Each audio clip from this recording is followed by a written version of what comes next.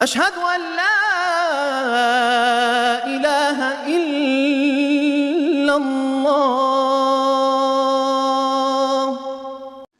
اجڑ گئے وہ باغ جن کے ہزاروں مالی تھے، اور جب گئے سکندر اعظم اس دنیا سے تو دونوں ہاتھ خالی تھے۔ پوری دنیا میں سے چند ہی علاقے ہوں گے، وہ بھی انہی کے متحد آتے تھے جو سکندر اعظم تھے۔ پوری دنیا فتوحات، پوری دنیا فتح کر لی تھی، پوری دنیا کے بادشاہ بن گئے تھے، لیکن جب مرنے لگے تو وصیت کی کہ جب مجھے نہلا دو، کفن پہنانے لگو تو میرے دونوں ہاتھ میرے کفن سے باہر نکال دو۔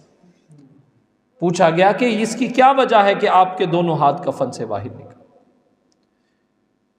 تو کہنے لگے، فرمانے لگے کہ دنیا والوں کو پتہ چل جائے آج پوری دنیا کو فتح کرنے والا، پوری دنیا کا بادشاہ دنیا سے جا رہا ہے اور ہاتھ اس کے بالکل خالی۔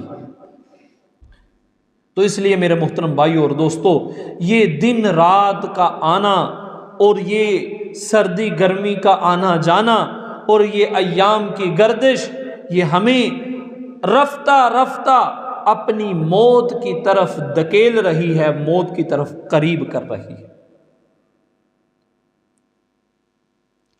الموت یأتی بغتۃ والقبر صندوق العمل۔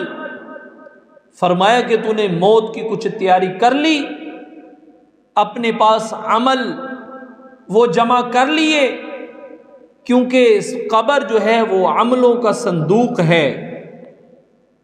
اشہد ان لا